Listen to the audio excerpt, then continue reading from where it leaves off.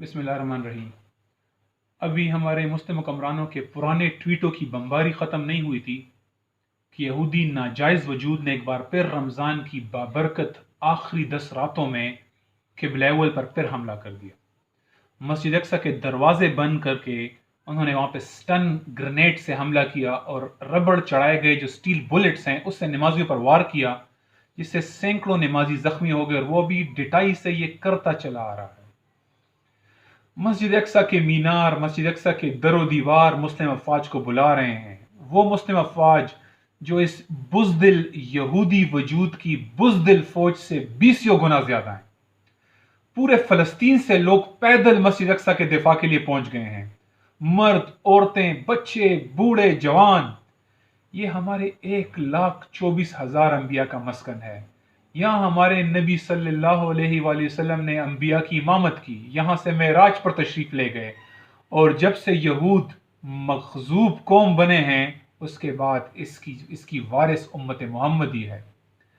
اللہ سبحانہ تعالیٰ نے صرف مسجد اقصی نہیں بلکہ اس کے اطراف کو بھی پاک کر دیا ہے، تو آخر اس غلاظت کو یہاں جگہ دینے والے لوگ ہیں کون؟ اس یہودی وجود کا وزیر اعظم نتنیاہو کہتا ہے کہ ہمارا مسئلہ مسلم حکمران نہیں ہے بلکہ مسلم امت ہے جس کے اندر ہمارے خلاف شدید رایامہ ہے۔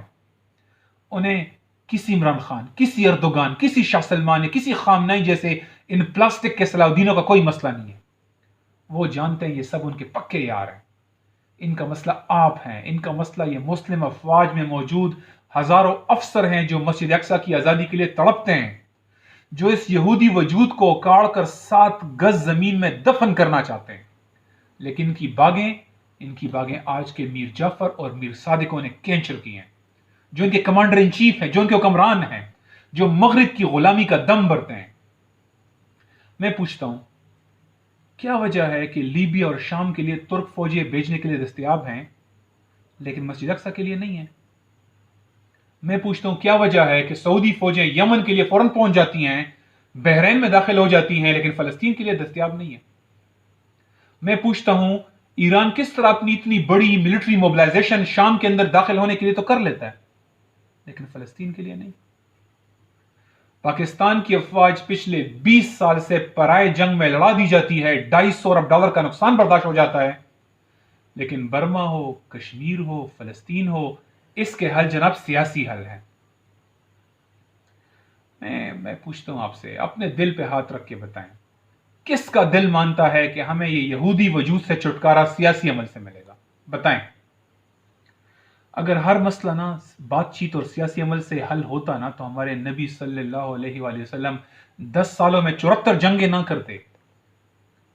اور حد یہ ہے کہ یہ اپیلیں اس بین الاقوامی برادری سے کر رہے ہیں جو خود اس پورے اس ناسور کی ذمہ دار ہیں، جو اس کے پروٹیکٹر ہیں، جنہوں نے یہ پودا مسلم امت کے قلب میں لگایا ہے، ناجائز پودا۔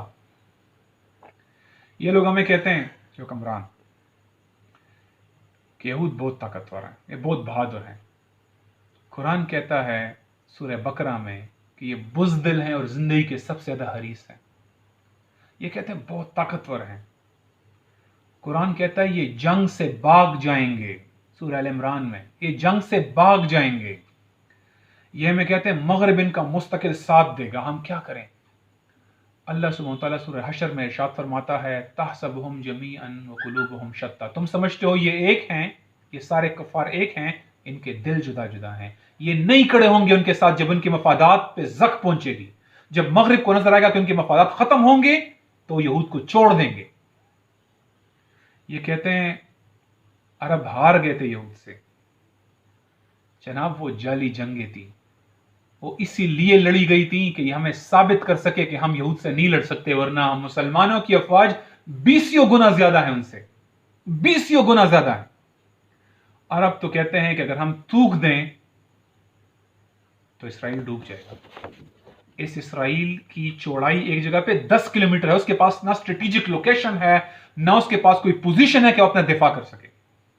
اس یہودی وجود کی کوئی حیثیت نہیں ہے۔